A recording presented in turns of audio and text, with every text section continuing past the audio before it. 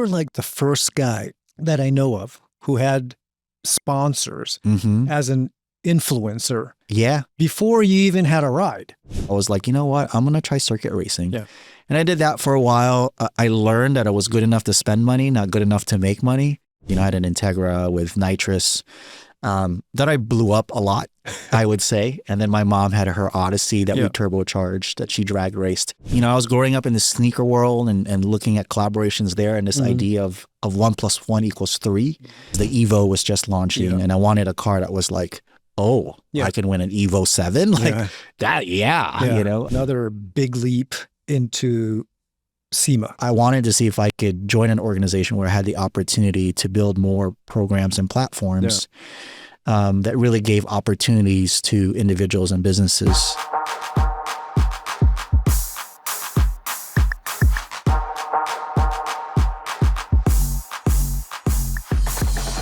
Today, I'm joined by someone who helped take import tuning from underground to the global stage. From the pages of Superstreet to the Fast and the Furious franchise, to the halls of SEMA, and behind some of the biggest brand moves in the industry. He's a tastemaker, a smart-as-hell strategist, an all-out enthusiast. RJ de Vera helped put import tuning on the global map, and he's still shaping the future of the automotive world. One build, one brand, and one breakthrough at a time. This one's for the real ones. My friends, this is my conversation with RJ de Vera. Okay, Mr. RJ de Vera, welcome to the Creative Drive. Thanks for having me. I'm excited to be here. Yeah, we are excited to have you too. Creative Drive, also known as Taro Koki Needs His Friends. Thank you, Taro.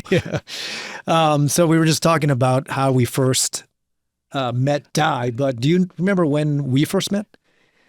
It has to do with, for sure, pre-GT channel, right? All the hot version. Yes, it was like before we even started GT channel. Yeah, because I guess YouTube wasn't even that big of a thing at that point. No. It must be early 2000s. Yeah, it was early 2000s. You had just been in, you were just finished with Fast and the Furious. Okay. Right? Yeah, so 01 probably, 2000, 2001. We met through Taku. Oh. Imasaki from Gran Turismo. Yeah. How did you get involved with Fast and the Furious? Hey there, quick break from the drive to share something I'm genuinely excited about. If you live and breathe car culture like I do, you've got to check out Racer Plus. It's the new streaming platform for motorsports, rally, off-road, drifting, bikes, it's all there. We stream every stage of the World Rally Championship, full Dakar Rally, Crandon Off-Road, DTM, Le Mans, World Superbike, the Isle of Man TT, and even Formula Drift. FD fans, this one's for you. It's all in one place, even these podcasts. And here's the kicker. You can bundle Racer Plus with a full year Racer magazine subscription. That's 6 beautifully designed collectible issues delivered to your door. It's one of the few magazines out there that still feels like a piece of art. I even contribute to the magazine too, and we're really proud of this product. So whether you're into drifting like I am or off-road like I am too, just inspired by the stories behind the scene, this bundle hits everyone. Head over to racer.com/bundle and sign up now. Let's keep driving the car culture forward. Ooh, the fast story. Yeah. Let's start there. Yeah, that is the 2 seconds of fame. Yeah. And I still leverage it whenever I can. Danny Yamato, a couple lines, still get residuals, not complaining. Can't believe the franchise is still going on. It's not a car movie anymore per se. It feels like a spy movie. But for that particular franchise, I was working at Peterson Publishing, which a lot of people in the industry kind of cut their teeth working for Peterson Publishing, which was a publishing company that had many enthusiast books. So I worked for a magazine called Superstreet Magazine. They had just bought... Rest in peace. Yeah, unfortunately. Yeah. They had just bought an import drag racing series called Naira, which ended up in the film as well. And so I was working on the magazine. The person running Naira, Craig Lieberman, needed a person to manage the car shows. So he knew I worked at the company, so I joined him in that as well and kind of worked on those 2 brands. Craig had been found by Universal somehow, some way, read the script for the movie. It was called Redline at the time. Yeah. And then they hired him on as a consultant. And they asked him, do you know anyone that kind of knows a little bit about the street racing world and, the import car culture world? And he said, yeah, I got someone that works for me. Yeah. Young, yappy, 20-year-old. I was in my early 20s at the time. He said, you should meet him.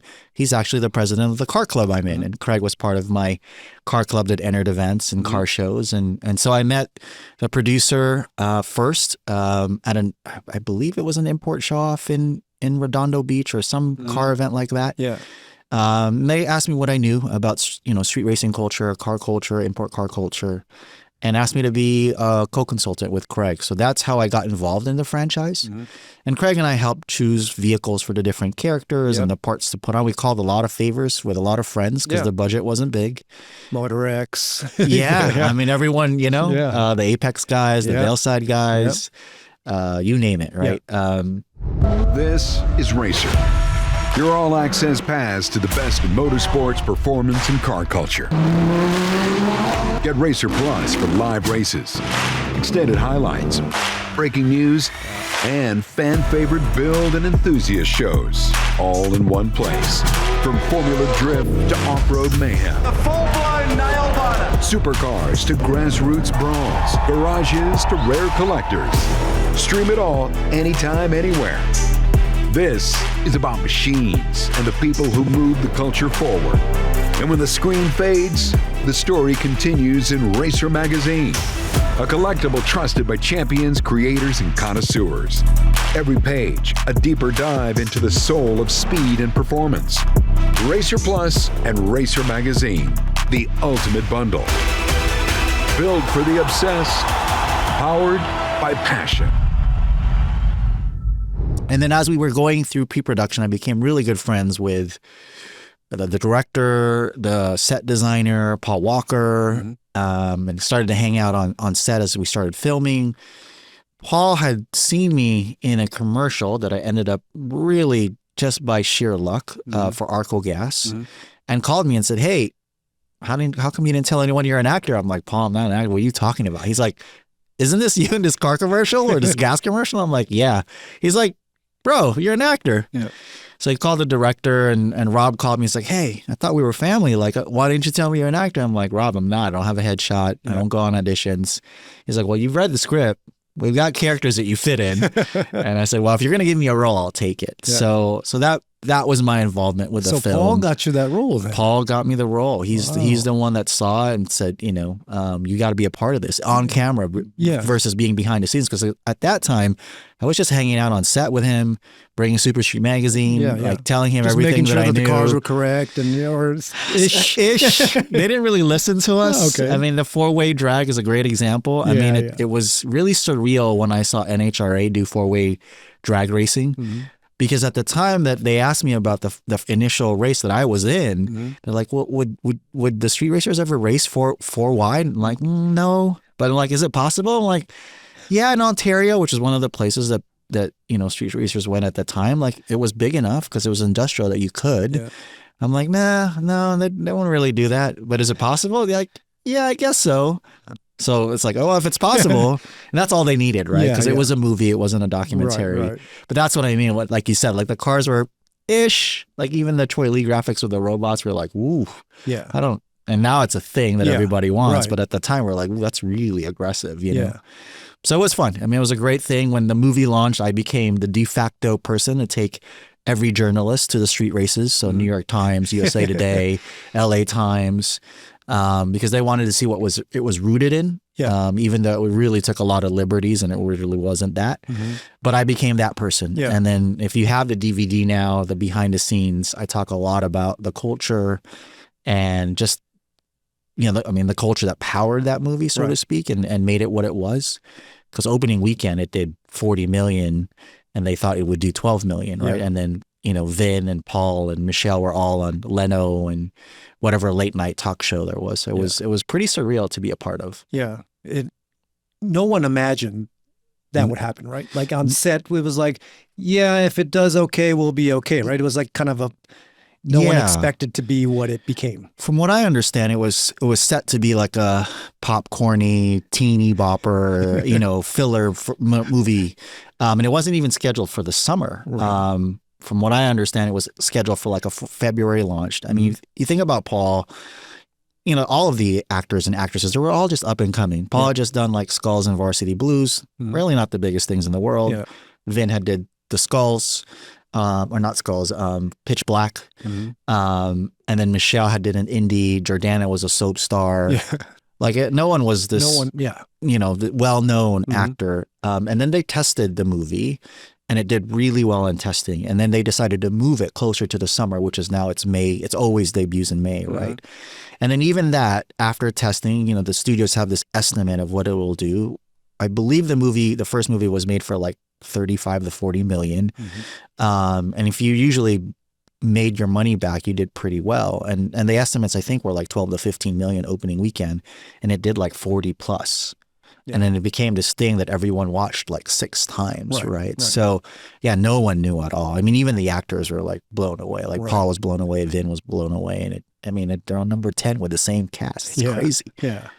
No, that's crazy. Yeah. Yeah. And then at the time, you were still working for Super Street, or you had already left Super Street at this time? Let's see, 2001, I was just ending what I was doing at Super Street of being an editor and sharing a bunch of stories of builders and racers and whatnot. I was in the midst of starting to try to become a real racer and building a pro import car, a full tube chassis one, which unfortunately never came to be. But that was my transition. As I consulted for the movie, the opportunity to consult for more companies made themselves available. And even during the movie, I was already consulting for American Racing to do an import line of wheels, which became Motegi Racing. Which became the Roja wheels, right? Before that. So Motegi was more your like a mass market line, which still exists today. Yeah. And then from there, they offered me my own line, which was the Roja Motorsports line, which originally was called Roja Motegi and was supposed to be the higher end forged items from that line. But I had already started consulting with them even as we were developing the movie. So my personal car in the first film was the villain's car, the Black S2000. And there's a logo on it that says Roja, not the one that we ended up with because we were just ideating it, but they let me do whatever I want at that time. We're like, yeah, you could put your logo on it. So that was already in that transition for me to become a consultant while I tried to become a professional racer. Really big emphasis on try. But I had enough sponsors to try to build a couple race cars. So you were like the first guy that I know of who had sponsors as an influencer. Yeah. Before you even had a ride. Right? Before you even started racing, a pro you car. had sponsors. Correct. Which is incredible. Correct. Yeah, I was very lucky, I would say. I had a couple different car clubs that won a lot of shows. A couple of guys on the teams were in that pro import drag racing scene, Jojo Callos being one of them. And it was my dream to join them, right? Staff, Jojo, Bergenholtz, all the guys. And I was lucky enough that I'd done some consulting for Honda that they're like, hey, we'll give you an opportunity. Nothing as great as Steph, where everyone, I ended up with an Acura and everyone thought I got this big money deal. You got the RSX, right? The RSX. Yeah. And Steph had it with the Civic. But all I got was a car and some engines. Okay. And everyone got really mad at me. Like, you haven't even really raced yet. And you got this deal. I'm like, no, I got a body and engines. And then I had to fundraise the rest. And like you said, I was lucky that I was doing some other things with other brands. They're like, well, if you want to go racing, we'll support that too. I think the fastest I had gone at the time was 13s. I had an Integra with nitrous. That I blew up a lot, I would say. And then my mom had her Odyssey that we turbocharged, that she drag raced. So that could be a separate story on its own. But I was doing some racing at a very amateur level, but was able to, work my deals that I was doing on the branding side or the design side or the customization side to try to fund my racing, which sort of helped, but I still lost so much money. But like the racing that you attempted, it's not like you had a racing team that actually knew like motorsports and had set up the car. You were like sort of on your own trying to set up the car like street racing style, right? I mean, your car was not dialed in at all. The Integra, I mean, most of us that came from that era, whether you were circuit or drag, you just kind of learned by breaking stuff. Yeah. And so my Integra had gotten to a level, direct port nitrous injection, I think blew up the motor 4 times. Steph even had rebuilt, Steph Papadakis had rebuilt my motor once or twice when he was at JG Engine Dynamics. So, you got to know everyone through just because it was so small. Yeah. But yeah, we didn't really know what we were doing. I mean, Bergenholtz was playing with the wheelie bars, Busy was here a couple weeks ago. Oh, he was. Busy was a part of that too. But he was up engines. He was very like, I'm going to stick to the single cam, 1.5 liter. And that was his thing, right? And so a lot of us just learned by doing. Yeah. The pro front wheel drive, the tube chassis stuff was uncharted territory. So Sean Carlson had built the first one for Steph. I had found someone to build me one. Chassis was crooked. Unfortunately, had to scrap it and start all over with a different chassis builder. And I spiraled down this hole of trying to build a professional car, full tube chassis car, and I just never could get it done. Yeah. And so when did you realize, okay, race car driving, not my thing, I'm going to go with like brand consulting? Because you went full on with brand consulting. The consulting was always there to help pay for that. Yeah. And everyone thought I made money being an ambassador or an influencer, but I really made money consulting for people and helping them with their marketing programs and whatnot. But being their ambassador was part of the deal though, right? Being the ambassador was part of the deal. I kind of worked it in because it funded what I enjoyed, right? Going to these car events, trying to go racing. They were like, okay, RJ, if it's really a big deal for you, sure. But it was just money they were giving me anyway that I was funneling into a race program or something like that. I turned the RSX body that I got that we pulled the body mold from to do the carbon shell into a circuit car, which I started driving away from drag. Because initially, like most of the import car culture guys, import drag racing guys were drag racers. I got licensed at Holly in a super gas door slammer, but then I kind of felt disenchanted with the whole drag racing side when I couldn't get the chassis to get sorted out and the engine builder, like there was a whole drama with that. And I just walked away from it. I was like, I'm going to do something else. And I did enjoy go-karting. So I was like, you know what? I'm going to try circuit racing. And I did that for a while. I learned that I was good enough to spend money, not good enough to make money. And I could work to be decently fast, but there was people that you just knew that jumped in and they were just fast. And you're like, I don't have that skill set. So that kind of humbled me for sure. And I did a little bit of NASA racing. And then I met this guy, Andy Hope, who was the H1, the Honda Unlimited class champion. We became good friends. We decided to turn the RSX into a time attack car. He drove it mostly because it was real sketchy with the turbo and everything that we put on it. And I drove it every once in a while, but he was much faster than I was. And again, that's the realization. You're like, Andy's a good driver. Someone's way faster than me. And I think that's when I started to realize like racing, I could force it, but it didn't feel like where I was going to have a career in. And so that's when I shifted more into customization and design and consulting and ambassador work, which I did for about 10 years. That took off though. Yeah. You had a lot of deals. It did. And I had a lot of deals. I was able to help a lot of friends. We were speaking about drifting and Jerry from Pack Rim Drift and Dai Yoshihara and being able to help them and became a partner in their team. Well, you launched Dai's career.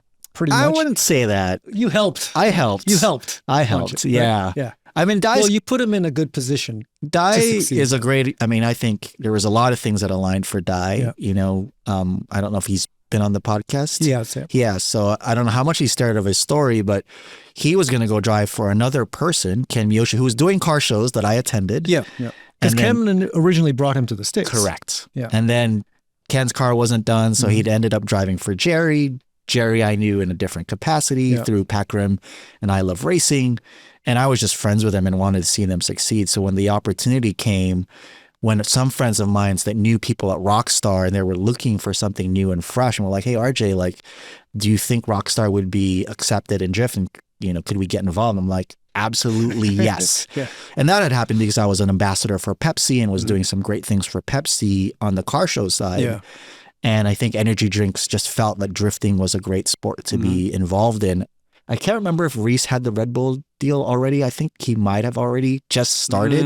I don't know. Yeah. Maybe right around the same time. Around the same time. But look at Rockstar now, though. I mean, they're all over Formula Drift since then. Since then. Yeah. That was the impetus to get them involved, you know, and then to help Dai and Jerry with the machinery. Because the first thing we did was we bought one of HKS's, you know, D1 championship cars, Taniguchi's, you know, RS1, S15. And a lot of the money went to that. You know, we had raised so much money. And it's a classic case of racing. How do you make $1 million? You start with 2, right? Yeah, exactly. And we raised a lot of money and we really didn't make any at all. You know, we were able to finally pay Dai and Jerry for their efforts instead of it like not making anything at all. But we didn't really walk away with a whole lot because we bought the car and, you know, we had to pay HKS to support How do you make a fortune? Start with a bigger fortune. Yeah, I had a trailer that I had for the drag racing side that I never really used. We ended up using my trailer, this fifth neck, you know, Gold Rush. And it was a very bare bones outfit. You know, it was Jerry, Dai, myself, a mechanic, Gear Hines, and Katsu from HKS. And that was our team. You know, and we almost won the championship, right? 1 year. So it was really great to be a part of. I'm glad I had those moments to help, you know, support that team and Dai. And unfortunately, we lost the sponsorship. And then a decision for Dai was like, well, do we try to continue on? And we tried to. And then the opportunity for him to drive for Reese Millen came up. And I was like, Dai, you're going to make more money driving for Bridgestone and Reese. Like, I think that's the right path for you, you know? And he talked to a lot of people, of course. And now he is where he is through that progression. So very glad to have a small contribution in his career. And I still always root for him when I see him driving. So, Pepsi you mentioned, but Valvoline was also like, so you built a car for Pepsi and that was like the car that went around the hot import rights, right? Yes. And Valvoline was also a partner in that program as well, no? Not really. So did it come after that? No. So Valvoline was one of my first, one of the first brands that really believed in me. You know, I'd met them through Super Street. They had talked about doing things. They wanted to start this program of ambassadors, you know, before influencers were a thing. Before that word even existed, right? Yeah, very much. You were like the first influencer I met. That's very kind of you, but sure, let's say sure. Valvoline became a partner very early on and tried to support me through the drag racing stuff. And was a very understanding when it didn't work out because I was doing so much marketing consulting for them and them breaking into youth car culture with their Sin Power brand. So yes, they were involved in everything that I did. Pepsi, I would say, came afterwards. But one of the things that was very important to me was to get my sponsors to work with each other. And as long as they weren't competing, I was able to convince the different brand managers I was working to let other partners of mine be on the projects that I worked on. So as an example, the Pepsi car, one of the things I developed for them, because what we wanted to do was capture a bunch of names, right? Data acquisition. And they had asked me like, what could we do to capture data? And I said, well, have you ever thought about a giveaway? And they're like, yeah, we do that all the time. I'm like, but we want to give away something that everyone wants to win, not just a car with free parts, cheap parts. Like, sure, people want to win that, but they want to win a car with the cool parts, right? Yeah. So I struck a deal with Mitsubishi. I'd introduced Pepsi to Mitsubishi because the Evo was just launching and I wanted a car that was like, I can win an Evo 7 like that. You know? And then with Pepsi, it was like, hey, here's my other partners. Do you mind if they're involved in the project? So Roja Motorsports, BF Goodrich Tires, Valeside, you know, Valvoline. Collaboration. Yeah. Like now it's like, it happens all the time where you have like double names and different brands, but at the time it was sort of new. Somewhat fresh, I would say. You know, I was growing up in the sneaker world and looking at collaborations there, and this idea of 1 + 1 = 3 was really what was top of mind for me. And I was able to convince so Valvoline would then like, okay, RJ, let's build a Valvoline car for a different purpose. hey, can I put Pepsi on it? They'd be like, absolutely. Yeah. You know, and so that happened with a number of partners, and it became a thing where every year I would try to get all of them together to talk about what was important to them. They have an RJ summit? Yeah, somewhat like that, somewhat like that. Very smaller because it wasn't that many. But I would just get everyone involved. And so, you know, if someone was the lead on the time attack car, I think one year it was Denso with Iridium spark plugs, I would just bring the others along. And then I would create deals where like, okay, now we're going to do a die cast of this car. I mean, die casts are huge again. Yeah. But back then it wasn't that big of a deal. But I wanted to recreate the real cars that I was creating in real life into miniature ones. Yeah. And that was another thing, like to make sure that everyone would sign the licensing agreement without any fees. And so there was some negotiation for sure, and then convincing that needed to happen. But, you know, it was a really great time for me, and hopefully it was a blueprint for some people. Yeah. And I feel like some young people, not so young anymore, are recreating that, like TJ Hunt, Adam LZ, you know, Dustin Williams. And it's funny, I'm almost rewatching watching them and getting nostalgia, even though they don't know they're like reinventing the wheel in the same way, you know, and TJ and Dustin's are good friends of mine's. And the fact that they're Valvoline people is so like, wow, that's pretty crazy to talk about. The people things coming the Valvoline around. probably, you know, don't even know the things that you did in the past, right? I mean, they're like new people there. The current ones don't. I think there's some rumblings about what had been done at the time to grow, you know, brand share and brand awareness for Valvoline and SynPower, because we were everywhere. I mean, the Drifting DVD 101. that we did. So let's talk about, so what is Drifting 101? Man, so Drifting 101 was a special project that you made happen. If it wasn't for you, I don't think it would have happened, to be quite frank. So, but it's interesting to talk about the business need behind Drifting 101 and how that came to be. So my brand manager contact at Valvoline, who was my contact, came to me and said, hey, a different side of the business is really interested in getting coupons for cases of oil in the hands of young enthusiasts. They were sponsoring Hot Import Nights at the time, 15 shows a year. We want to get a coupon in the hands of every person that walks into every Hot Import Nights. You're talking 150,000. I don't know if you remember how many units we made. I was going to ask you, but we made a bleep ton of DVDs. Yes. It was over 100,000, maybe 150. Yeah. Because it was a 10,000 event, so 150,000, right? So that was the challenge. And because it was a nighttime event, when you turned the lights on after it ended, you would see the floor was scattered with a lot of handouts. Right. And the challenge was, we want to get these in the hands of people, and we don't want it to end up in the trash or on the show floor. Yeah.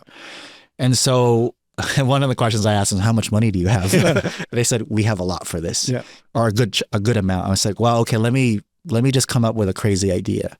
And at the time, DVDs were huge, right? And you were doing Hot Virgin and Best Motoring, and I think we knew each other. And I remember, and Drifting was just coming online here. I think D1 had just happened, the Invitational, because this must have been 2004 or 5. Yeah.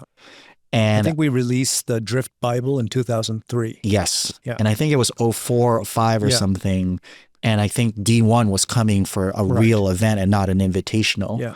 And in my mind, I was like, you know, it would be cool, because Drifting was getting so big, was to redo Drift Bible, which I knew about, and in a more modern day style, right? And that's when I pinged you. It was like, and one of the other most random things were just sometimes like, someone upstairs is smiling on you, comes down is I was looking through Option magazine, which is a Japanese tuning magazine, which I'd been a fan of since high school. And I saw the Drift King in an ad, and on his overalls was a Valvoline logo. And it was like, so I called my brand manager contact. I'm like, do you know that you guys sponsored this guy called the Drift King in Japan? And he's like, I have no clue what you're talking about. I'm like, can you ask whoever your distributor is, like, what the deal is? And they're like, why do you ask? I'm like, well, he's like the godfather of this thing called Drifting. That's like the next Fast and Furious is going to be based on. Right? What's Drifting? Yeah.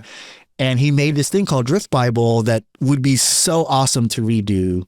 And they're like, well, where are you going with this? Well, we're going to make it. We're going to create the case, and we're going to put your coupon in the case, and we're going to hand the DVD to every person that walks in the door at Hot Import Nights. And they were like, that sounds amazing. Can you make that happen? I'm like, I have this friend, Taro, who may be able to make it happen. And that's what I came to you. I'm like, don't you know Dory? And you're like, yeah, I could talk to him. And, you know, we made it come together after that D1 event when Kazama's S15. And I think one of the things that I remember the brand manager that I was working with was so proud of was after the first show when we gave it out, it ended up on eBay. For like $10 or something. Probably still on eBay. It may still till this day, right? And so she went to like a CMO or VP of marketing or something. Was People like, are selling this yes, stuff, right? You know, not only did we get our coupon out there, but it's so collectible. It's part of this collector thing. Yeah. That now they're selling it. Yeah. You know, which was still one of my favorite programs that I've ever worked on. All the stars align for because, sure. You know, Keiichi happened to be sponsored by Valvoline. Yes. Right? And you were a Valvoline ambassador. Yeah.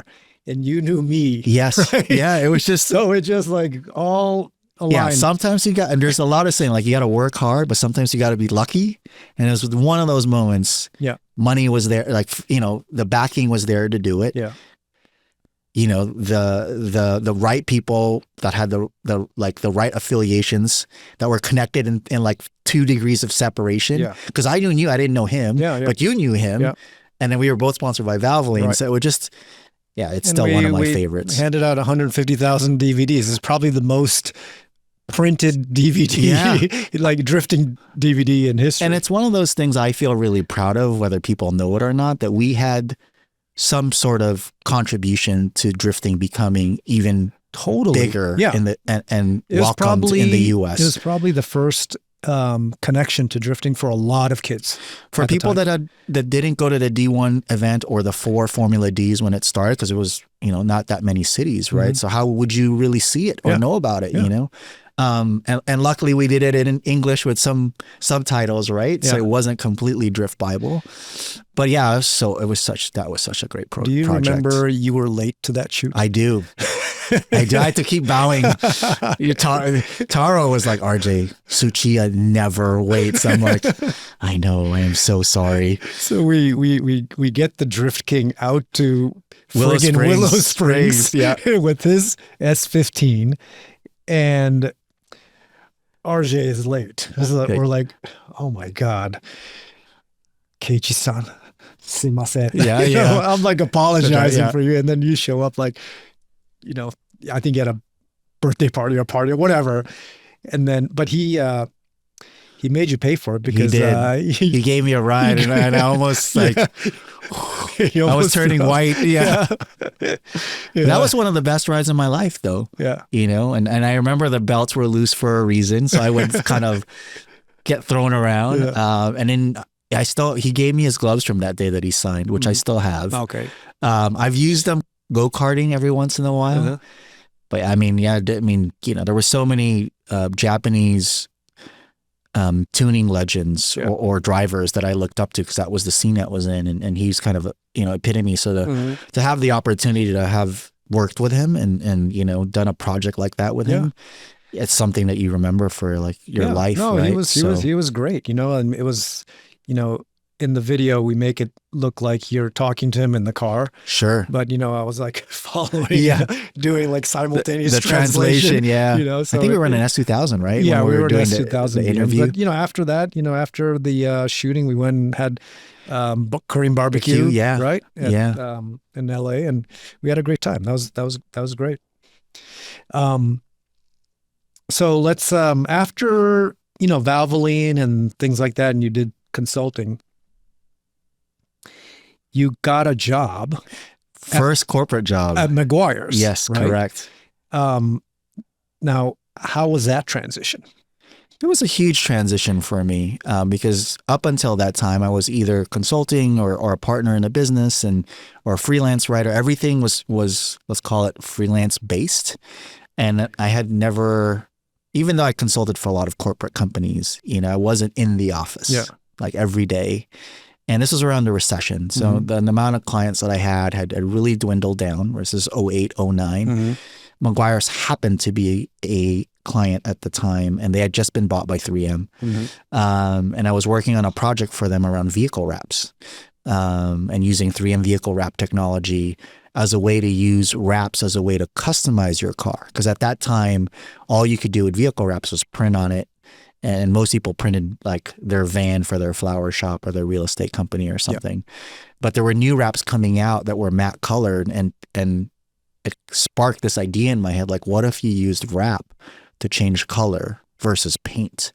Because I was building so many SEMA cars over the last 10, 15 years, even before then. I was like, paint is, if you use the wrong paint shop, you lose a year or two, you know? And so vehicle wrap was an opportunity to change color in 3 days, 5 days, you know, which was unheard of if you were painting a car.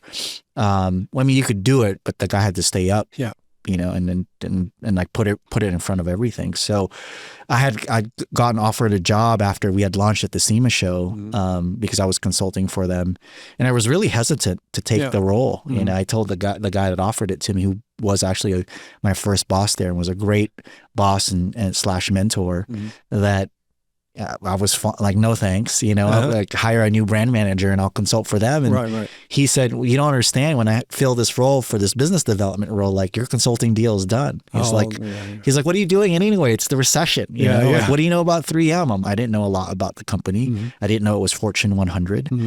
And he's like, you could learn a lot. And I was like, well, I just never saw myself as the corporate guy. And it took a while to transition. I had many friends that had bets on how long it would take before I would quit and leave the organization or stop working for the man. But to me, it was proof that it's all about mindset, you know, and it's up to you to adjust your mindset to tackle on whatever you're trying to tackle on. And even though when I was younger, I never thought I would not want to own my own business, I had to make that adjustment to see if I could succeed, and it became more of a challenge. Like, could I succeed in this ecosystem that is as corporate America as you can get, right? Publicly traded, Fortune 100. And then when I made that transition, I ended up staying there for 12 years, you know, and I had a lot of fun. I learned how things happen at a global scale and how product gets rolled out, and how a big company like 3M and Meguires being a part of that functions, you know, $30 billion plus a year in revenue. So there's things that you learn that you would never learn unless you're a part of an organization, right? Like how they train people and things like that too, right? Everything. Like, HR stuff, you know, how promotions happen, how you navigate, you know, different business units, and, you know, when you're presenting to a executive vice president versus a director, and when you're trying to get support in multiple countries and you have to go to the country and ask that country business leader for support. And I would say a lot of that, those people negotiation skills within the corporate space was what I learned, because I was already fairly good at it from the consulting side and convincing people like, no, I think this is what you should do.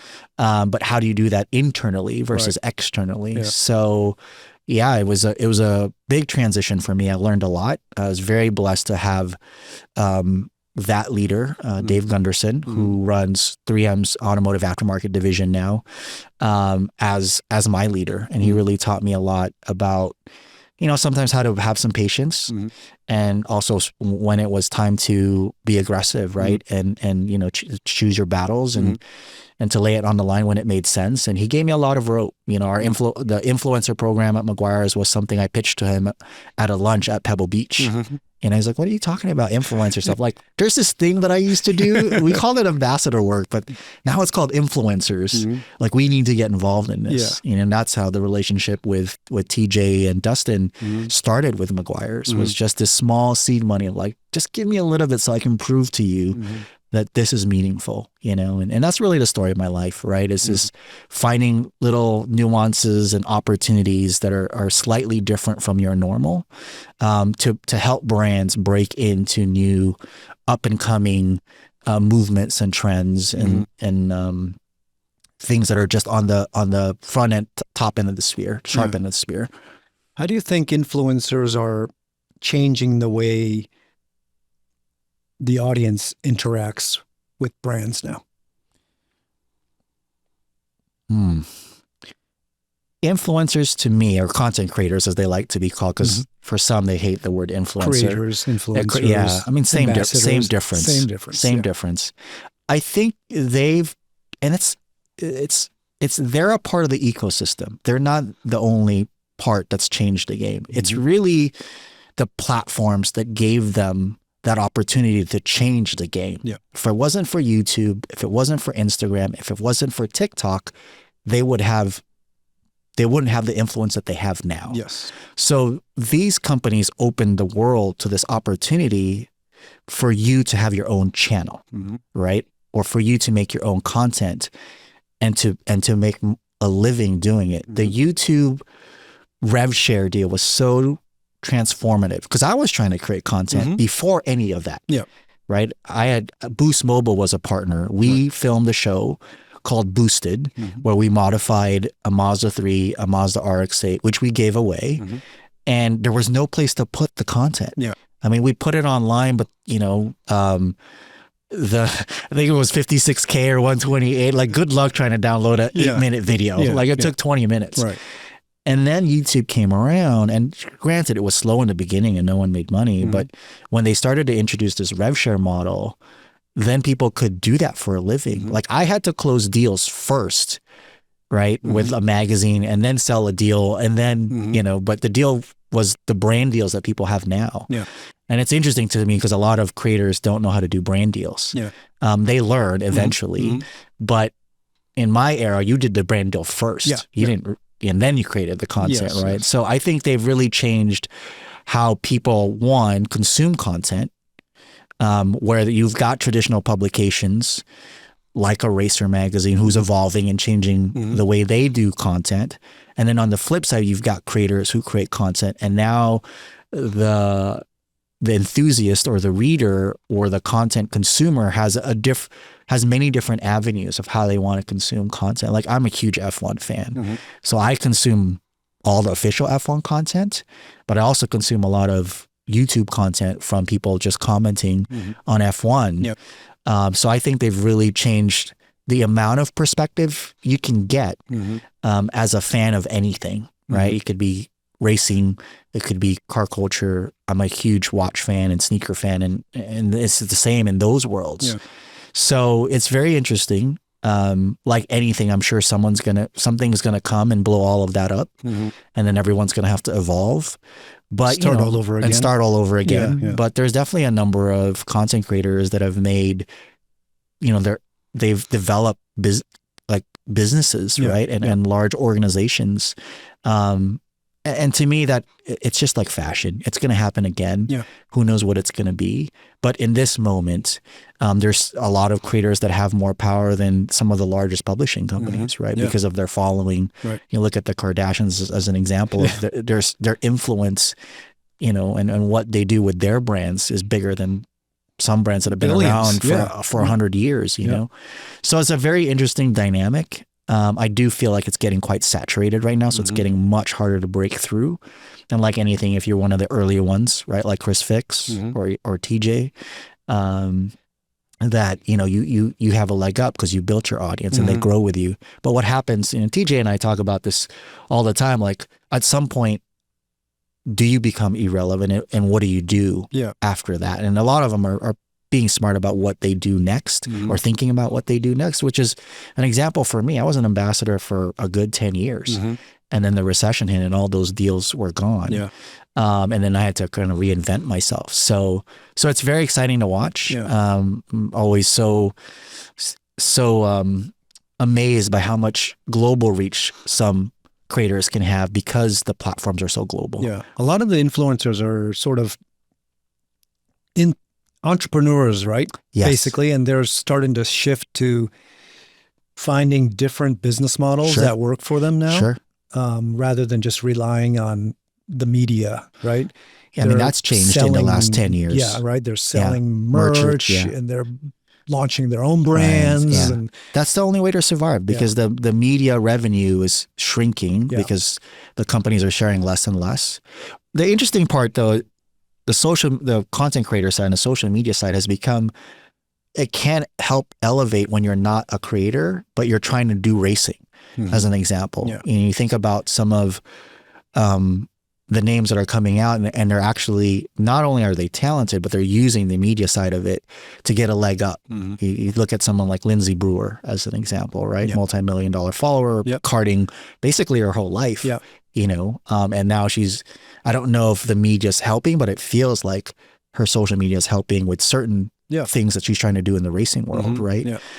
So it's interesting to see that dynamic. I think Amelia is another great example, who's been driving forever and trying to do stuff, really became, you know, a huge creator, right? An influencer, and now using that to go back, right? And Formula E and other things. And so Lights Peak. Yeah, it's really cool to see. And then for the others who are racers that are embracing, or who didn't have that before, and how they're adding it to their repertoire, right, to keep up. It's just super interesting. You know. So from Meguiar, you make this another big leap into SEMA. You have that right on your shirt. You had to represent today. Yeah. Yeah. How did that happen? Were you searching for a role, or did they come to you? What was a little bit of both, I would say. You know, I'm one of those individuals that feel that life happens in different stages. And I have a general rule that you should blow your life up between 7 to 10 years and really explore what to do next. I had ended up at 3M for 12 years. There were moments I felt like it was time to move on. And it wasn't in my goal set or my vision to move to headquarters, which was in Minneapolis, in St. Paul. Not that 3M wasn't a great company. It is a great company. Right. I just didn't see myself uprooting my life. Being a lifer? Yeah. Well, I think if it was in the right place, potentially, to be quite honest. And I just, you know, immigrating from the Philippines and really growing up in SoCal, where car culture is just Mecca. I didn't feel like I wanted to move away, one, from the automotive industry. And I think the roles that were the upward mobility in terms of progression were probably not in automotive. And so that was a deciding factor. And then two, you know, where it was located, you know, you kind of get pigeonholed when you're not willing to move to headquarters, right? In any corporation, all roads lead to headquarters. And so I had been looking for a while. You know, I had a couple supervisors that I wasn't as inspired by. And so that makes you think about, okay, like what else do I want to do, or who else do I want to work for? And so I'd kind of I'd interviewed here and there. It's one of the things I believe in, to really understand whether you're still doing what you want to be doing, or whether it's time to move on. So that had happened for a few years. There was nothing that made sense for me to leave my role at Meguires, because I was really enjoying it as well. And then this SEMA opportunity came up, where I knew someone at SEMA, had been at the organization on and off for 20 years. I knew her from the 90s when they were doing some import car events. And she had reached out and said, hey, did you see we're looking for a new marketing leader? And I remember seeing the news from one of their newsletters, but I didn't really pay attention. I knew the guy before me that had this seat. He was a friend. He worked at Peterson. I had worked with him. I didn't really connect the two. I was like, oh, so-and-so's not there anymore? And they're like, yeah. So we're looking for a new leader. And I said, yeah, sure. I'll help put the word out, you know, because that was something that I really enjoyed doing. And that person, Jamie Erickson, was like, no. I think you could do some great things here. Would you ever consider coming to SEMA? And I was like, I've never really thought about that, but let me give it some thought, you know. And I remember initially saying like, no, I'm good, you know. And part of it is 3M is one of those companies that give you the stock options, the golden handcuffs. So in the back of my mind, it's like, oh, I'm going to lose a lot whenever I move on. I need to make sure it's the right path for me. And at that time, I just wasn't in that mindset. So I ended up interviewing, because that's the thing, again, that I enjoy, and I put my name in the hat. It was a good 6-month process. Our current CEO, Mike, became the CEO, and he's someone that I've known and looked up to for a long time, and someone that I felt like I wanted to work for. And you know, thought about my life and said, you know, what could I do more for the industry if I was at SEMA that I couldn't do at Meguires or 3M? And that was really one of the sealing deals for me. this year is going to be my 28th SEMA show. So I'd been going forever. Yeah. I didn't know as much about the association, although I was familiar in all the different business units and things that we do, from the government advocacy to the garage and emissions compliance and the data standardization, all that stuff. Kind of knew about it, but not a lot. Yeah. So that was interesting to me. But more than anything, the association is there for the industry, right? And my whole life, who I am, all stems from this industry, giving me a platform and to do what I've been able to do in so many different facets and projects, working with you as an example, that I wanted to see if I could join an organization where I had the opportunity to build more programs and platforms that really gave opportunities to individuals and businesses. It just made so much sense when I heard that you were there. SEMA. I was like, yeah, of course. It feels somewhat like home for sure. Yeah. There was, of course, a learning curve, like any role. This is my third year in. Yeah. I'm feeling much more comfortable in our ebb and flow. I also joined at a time where there was a big push for evolution and progression in all facets of the association. So I love being a change agent and being part of those times when you can make a difference in an organization and a brand. And my time at Meguires was very much the same. And a lot of the consulting that I did was very much the same. So I feel like it's part of what excites me. Yeah. And it's very fulfilling to help, people and organizations build better versions of themselves. That's really my personal purpose that I've defined for myself. And I'm just enjoying it. So tell me about some of the things that you mentioned, SEMA in Washington, D.C., and some of the advocacy things, and like things that SEMA does to, make these changes. Tell me like Leno's Law and things like that, right? So we've gotten much more aggressive in our government advocacy and really standing up for the industry. Much more so because there's more regulations and laws that have that can cause hindrance to our membership, right? Our business members or individual members, enthusiasts in general. Things like land closure, where before you could take your off-road vehicle and go overlanding or trekking, that's happening more. So you need someone to fight against those land closures or have them overturned. So that's an area that we've been really much more vocal and involved.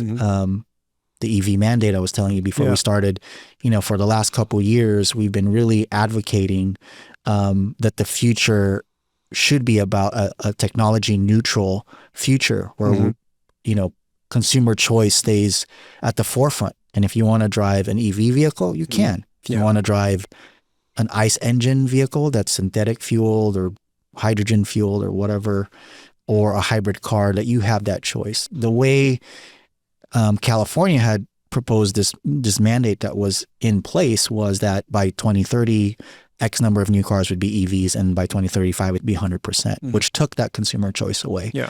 So we've been advocating to, to repeal that ban. Right.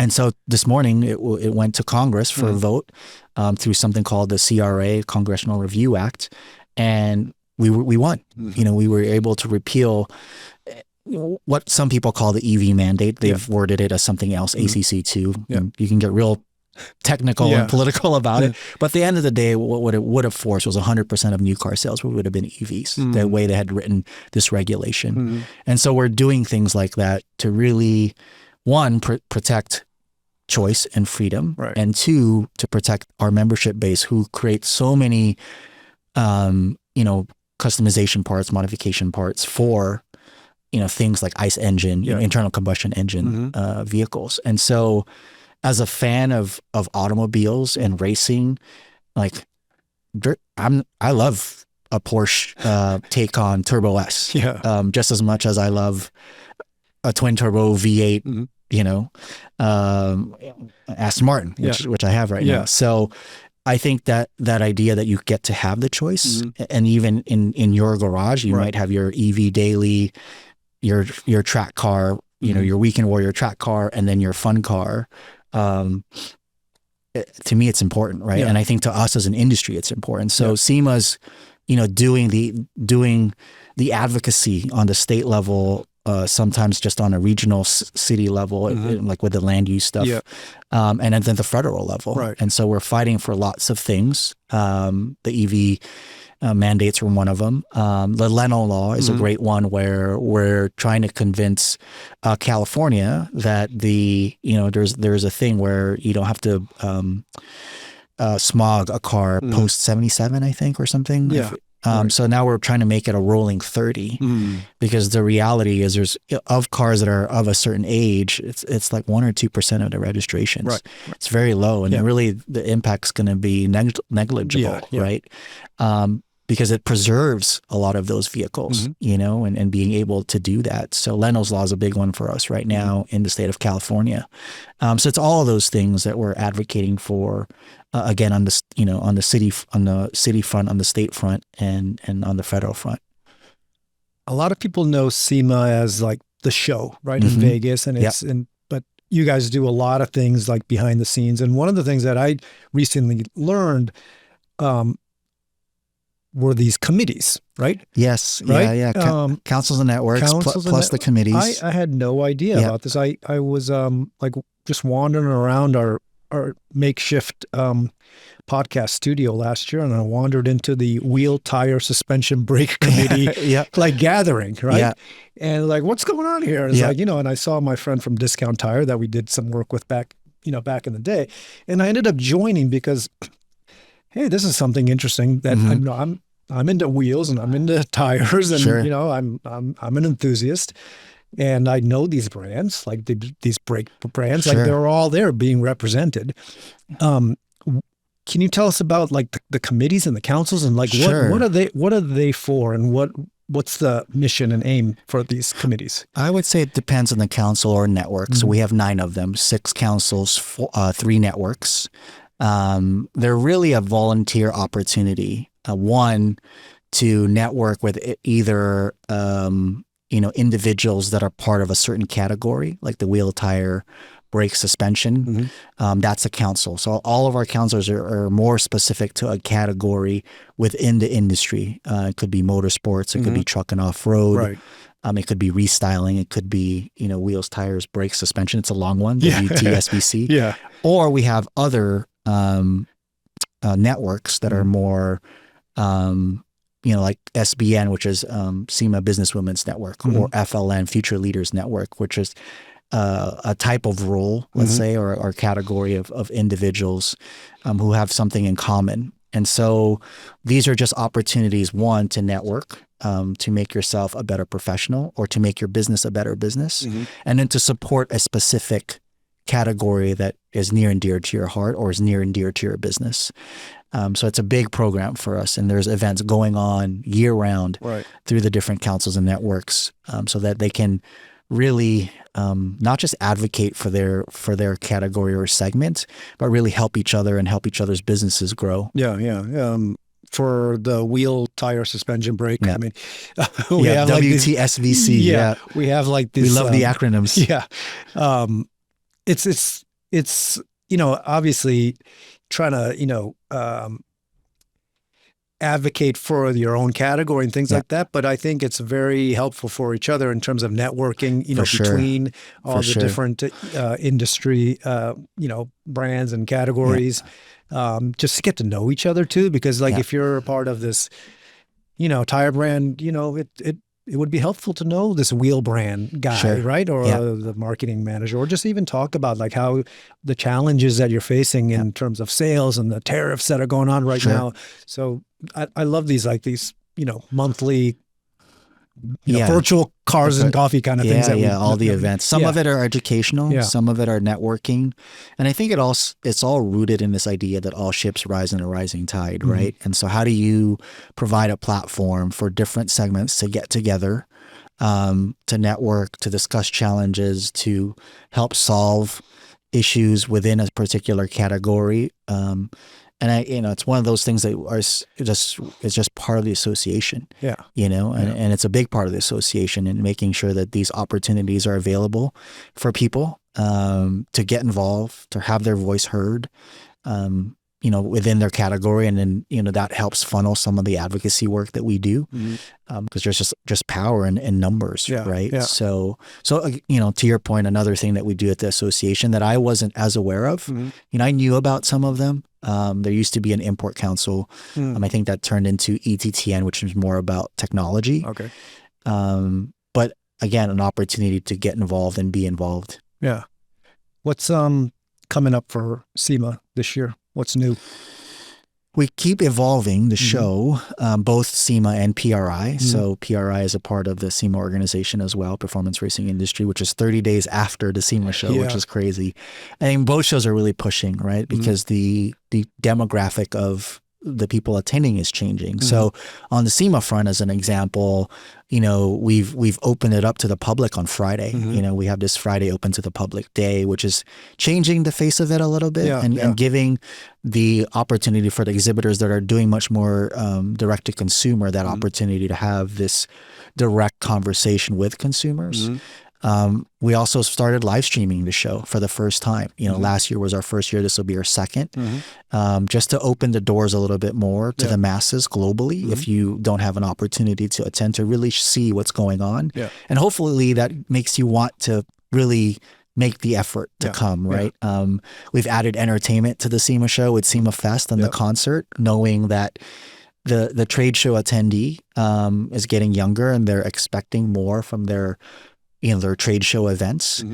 And then we're looking at other avenues within the show to be more welcoming to other categories. Last year, we started something called the JDM Showcase to invite small companies from Japan that more than likely couldn't afford a bigger booth with the opportunity to bring a car and just be part of the experience and see if they can launch their business in the U.S. through that. So, on multiple fronts, we're doing lots of different things. We have some great partnerships, in the body shop world with SERS, or, in the wheel and tire world with different associations that are focused on wheel and tires. So it just depends on the segment. But on all segments, we're trying to, push the envelope and evolve. We like to say we're 12 trade shows in one, because, the restyling side with vehicle wraps and PPF is very different from collision repairs, very different from wheel and tires, very different from performance. It's very different from EV and future propulsion, with Future Tech Studios, which is also fairly new for us, and highlighting, the different technologies that are coming to the industry, whether it's a propulsion thing or not. A lot of it is very focused on that, or hydrogen, biofuels, EV conversion technology, things of that nature. So, I feel like we're pushing on many different fronts. Do you think you're getting more and more tech-focused folks and companies trying to come into the SEMA show? Because I feel like a lot of the tech, the automotive tech, is going to CES, right? Are you guys sort of competing with that a little bit in that sense? In a way, yes, but I would say also no. I feel that most of the CES stuff is more future. Like, here's what a car in 2040 could do, right? It could self-park and fly and make your dinner, is my running joke. But in all seriousness, I think it's, if you look at an OEM, they have a lot of groups that do advanced product planning, and CES feels more, or some of that, right? This whole dream state. And for the SEMA show, we also talk about technology and future product, but it's much more the future product that you'll probably buy next year or 2 years from now. So yes, we both have, OEMs at our events. I would say the focus is different, but we're both trade shows. So people that tend to compare us as competition, and to me, it's really not. There is more and more technology coming to the SEMA show by the sheer reason of cars are getting more tech infused, right? And so, your car audio and electronics, what's being sold on that side for the aftermarket is changing because of ADAS, because of cameras, because of all these things. And some of that you can retrofit. So some more of that technology is coming. And then there's the technology in propulsion, right? With hydrogen and synthetic fuels and EV and hybrid, and then the conversions. So there is more and more technology, because I think the different categories of what you can do to modify and customize is using some of that technology, like repowering, which is what you do when you change your propulsion to be battery electric BEV is becoming a huge thing for lots of 50s and 60s car where you can't find a gasket or a motor, right? So you get these Defenders, you get these 356 Porsches that are now EV powered. So that is naturally going to change the makeup of the show. Our VP of events, Tom Gattuso, likes to say we're just a reflection of what's going on in the industry.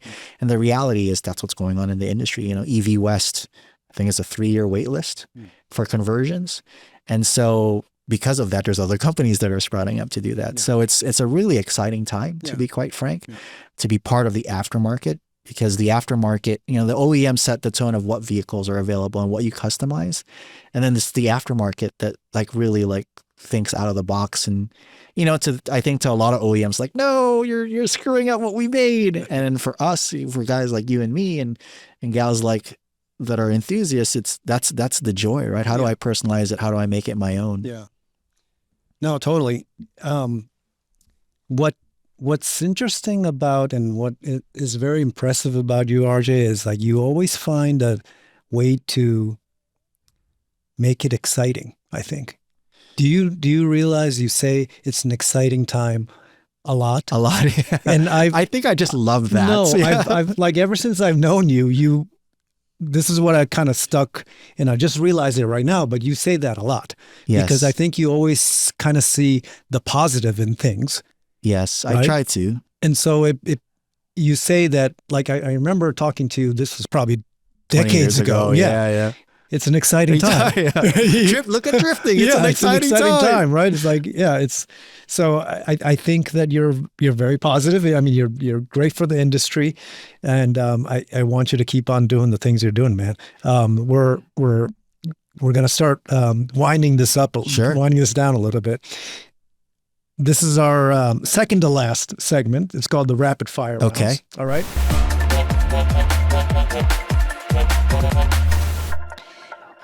Quickly, what comes to your mind? All right. All right. Favorite car you've ever owned? Acura NSX. Most embarrassing car you've named? I know you name your cars. I do. God. Most embarrassing. Yeah. I don't have one that I'm embarrassed about. One was called Sharky, okay, which is more like a pet name. All right. What's your car right now? There's Sloan. Sloan. And then there's Natasha, which is the S2000. Then there was Scarlett, which was the SLS Gullwing. They're all girls' names. The 2 doors are girls. The 4 doors are usually boys. So there was Biggie, was a 7 Series. Sharky was a CLS. The Alpina right now I haven't named. Right now it's G Money. Okay. I don't know if I love it because it's green. Mm-hmm. British, kind of a British racing green. It's called Alpina green. So I guess Sharky would be the one that I'm most all right. But it's still fun. Oh yeah, those are all good ones. One build you wish you had in your garage. One build. Yeah. Or one car you wish you had.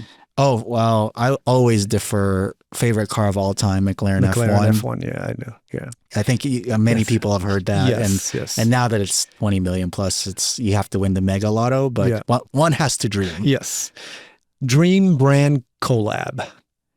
Dream brand collab. You've done many collabs. Yeah, I've done You're a master of collabs. I'm looking at the cover, but to do something with Lewis and his Mission 44. I thought you were going to say Racer, man. Let's do Racer and Lewis. Let's make it all a tri-collab. I think to do something with Lewis is fine. Lewis is fine. Yeah, he makes up for it. Lewis is fine. Yeah, okay. It's Lewis. We'll give it to Lewis. Mission 44 and what he's doing with that, to me, is just amazing. Yeah. And I think if it merges this love for fashion and racing and doing something for the greater good, that would be just... Let's bring Lewis to SEMA. That would be amazing. One of these days. Yeah, one of these days. One person in car culture that you look up to? There are so many. I'll go back to my roots and the president of Valeside, Hironao Yokomaku-san. I mean, he's still relevant today. Yeah. Even at Formula E, he was hanging out and just, and the way he reinvents himself. Yeah. And granted, he was kind of out of the game for a little while, but he came back though. He comes back. He made a comeback. And to me, he's I was just speaking about him the other day. I feel like he's a true artist. Yeah. Talk about resilience too, yeah. Right. And his creativity to me is bar none. Yeah. And at the same time, he can still tune like nobody's business and make 1,000 horsepower on something. Yeah. So, I was very lucky that I got to know him early on. Not as close to him now, but he's someone that I continue to look up to. Yeah. That's a good one. Most proudest work. Ooh, I would say Drifting 101 is up there for sure. Yeah. But also my work with Super Street and helping import car culture, and that magazine, which helped import car culture become what it is today. Yeah. Because before that magazine, it's basically it wasn't the featured. Option of the U.S. It became that. Yeah. Right. Before then, everything that was that featured tuner cars were Euro lowriders, and Super Street was really the first to feature this type of tuning that's become really prevalent. Which era of Super Street do you like the best from the editor eras? I mean, my heart's with Matt Pearson and the original, because I worked for him. Yeah. And so I really loved, that opportunity. And I think the 90s before the 2000s were a little bit more clean in style. Granted, my team was really at fault at the big wings and the scoops on the side and the colored interiors. But I really liked his time. I really liked Sam Dew as well. Yeah. I mean, they're all friends of mine, Richard Chang and Naderi and Johnny Wong. But, in those eras, I felt, just maybe a more closer relationship with the magazine. Yeah. But I think they all did great work. If you could bring back one trend from the early 2000s tuner scene, what would it be? Early 2000s or 90s? Big difference. 2000s. 2000s. Yeah, like Fast and the Furious time, like around that time. Yeah, wasn't my favorite time, to be quite frank, even of the stuff that I did, because I think it was so boisterous. Yeah. I couldn't pick one. Forged wheels. Which, okay. Then how about the 90s then? The thing I would bring back are I'm a big wheel guy, as you can. Okay. Yeah, 16-inch. Okay. 16-inch wheels. All right. Yeah. Okay. Yeah. Good. All right. This is our last segment. Sure. Not so fast, huh? I guess I'm horrible at being the fast responses. It was sort of rapid. Yeah. Not so much rapid. Yeah, not so much. I wasn't born to be a racer, you could tell, right? Who's boosting it now? It's called. This is one of our most popular segments. I want you to name a creator that's boosting it right now, a brand that's boosting it, and an event that's boosting it right now. Let's start from the creators. Who's putting out incredible content out there that you think is just killing it? Ooh. Oh, so many friends. I think I'm going to offend everybody. No, just one guy. You only need to one offend guy or girl, right? Yeah, one guy or girl. Can I do that one last? Okay. Yeah. How about a brand? A brand that's killing it right now. Has to be automotive or no? Doesn't matter. Yeah. God, these are tough questions, Taro. I get too many options stuck in my head. You know so many brands. I know too many brands. That's the problem. I'm trying to choose one. What's the first one that comes to mind? That's they're doing really good. They're doing really good stuff. Being a sneakerhead, right now I think ASICS is killing it. Okay. Yeah, and they're kind of up and coming and doing special collabs and stuff, which is a Japanese brand, right? Mm-hmm. So that's a brand that I feel like is kind of on the up and rise. It's easy to choose the Nike or the Apple. Oh, I love ASICS. And I think ASICS is doing its own thing, even with the collabs that they're doing. A lot of the things I'll refer to will be fashion. Mm-hmm. Like Kith is another one that I think is, they have a Kith BMW, that it's in Ronnie's own flavor and it's ultraviolet color. So brands like that are really crossing thresholds to me is what's to me is really killing it. Yeah. when you're able to take something that you're good at in one side and then apply that methodology to something else, like the automobile, I think is really cool. So in terms of the content, I'm actually going to go to an agency because I think they're killing it, Race Service. So the Race Service guys, I think from a content perspective, and they're not your traditional content creator. I mean, the stuff they're putting out, the Ferrari seasonal launch video that they did. I spoke to Jacob about what it took to make that happen. Like that blew me away. Yeah. And I don't get blown away by a lot of things these days. And that's one of the other reasons why it's tough for me. Like, I feel like a lot of people are putting out good content, but to be blown away, like, oh my God. Yeah. Like I shared that with so many people. Race Service is 2-0 today. Yeah, are they 2-0 today? Yeah. Wow. Jerry, man, congrats. Justin just said Race Service as well. Yeah. And I mean, Jacob and what's his partner's name? His name is escaping me. We just talked about him. James, yeah, and James. I mean, and the staff that they have, they're building. Rod, is over there. Rod's too. over there, and the young people that the creatives that they've hired and given them the opportunity to spread their wings and do things differently. Like, I mean, now that I think about it from a content side, it's tough to beat what they're putting out. Right. How about events? You can't without say my sim show. own. You can't say sim show. Without my own. You can't say right? pre-RI either. Yeah. It could be a small event too. It could be any small event. But which event? So I'm gonna go across the pond. Okay. I went there for the first time 2 years ago. So across the pond, you're going to Atlantic or Pacific? Which side are you talking about? You could go either way. So Festival of Speed, the Goodwood Festival of Speed. Yeah. I went there and I was like, why didn't I come sooner? Yeah. Because it's so, and I want to go to the Goodwood Revival and to see that. But Festival of Speed was like, if you're a car motorsports junkie, like you have to go to that event. I've never been. Yeah. Okay. We need to go together. So it's just what they do is they do it right. Right? They do it right. Yeah. They get the right cars. You hear it, they've got the right, vendors, and it's a good mix of hypercar brands and regular brands and aftermarket brands. And that would be them. I mean, I love Tokyo Auto Salon. I've been going for 20 plus years, but Festival of Speed really woke me like, whoa. Yeah. I need to come to this more often. Yeah. Okay. Yeah. No, I need to get out there for sure. Last question, RJ. This is the last one we ask all of our guests. What is your creative drive? What is my creative drive? I think I mentioned it earlier today.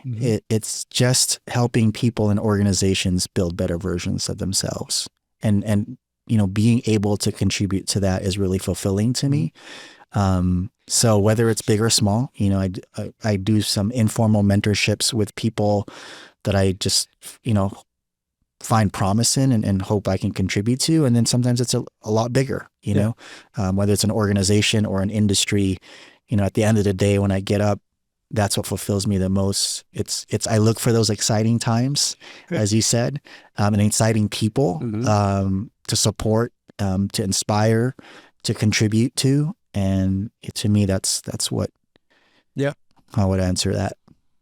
There are so many, you've been in it for so long that there's so many people that have been mentored by you that are doing great things now. Thank you. Yeah. Yeah. I would like to think so. Yeah. At the end of the day, I'm not in it for the kudos, but it feels good, right? It feels good to know that hopefully you've made an impact and contributed. It's over 3 decades now, which is crazy, right? And I feel like I have so much more to learn. You're still young, man. You still look like you're 25 years old. I hope it stays. I tell everyone I'm a vampire and I drink blood. Because you don't have kids, man. That's a lot of it. A lot of it from my mom, people that have met my mom know her and know how much she's a positive energy. But I feel very fortunate. I feel like I have a lot more to give, a lot more to learn. I'm very proud of everything I've been able to be a part of and accomplish. Quite a few things have gotten pretty big. Which is really cool to see. And I just want to keep pushing forward, onward and upward. Well, RJ, how do people find you and follow you? So I'm not as active on social, but I am. I would say Instagram's the best place. RJ de Vera. I think RJ_de Vera is my profile handle. It's really the only one I post on. I'm not the best at it anymore. It's all cars, which is great. If you love cars, then definitely follow me. A lot of it's in stories. I would say that's the best place. LinkedIn is another one from a professional perspective. Just / RJ de Vera. It's not hard to find me. And those would be the two best places. All right. Well, RJ, thanks for your time today. It's been great. Thank you. It's been an honor being your friend too. For sure. And there will be more exciting times coming. For sure. Yeah. We'll see you at the different events. Please come to the SEMA show and the PRI show. Shameless plug. And I think it's so important to get out there and be part of the industry and make it what it is, you know, and a lot of that happens, you know, in person at events, right? Yep. Whether it's a race, whether it's a trade show or a car show. 90% of is showing up and being there, man. Yeah. And just being part of the juice that powers it all. So thank you. Thanks for having me today. I really appreciate it. All right. Thanks for watching and listening to The Creative Drive, where we offer listeners a candid look into the minds of automotive creators and their journeys.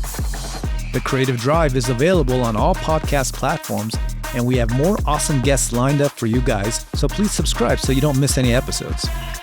If you're interested in partnering with us, or if you have any feedback, please email us at podcast@racer.com or DM us in our Instagram. The Creative Drive is produced by Molly Binks from Racer Studio, directed by TJ Keon, creative director George Tamayo, and edited by Andrew Snyder. We've got New Nick, OG Nick, and Morgan on the socials. I'm your host, Taro Koki. Thanks for watching again, and we'll see you next time.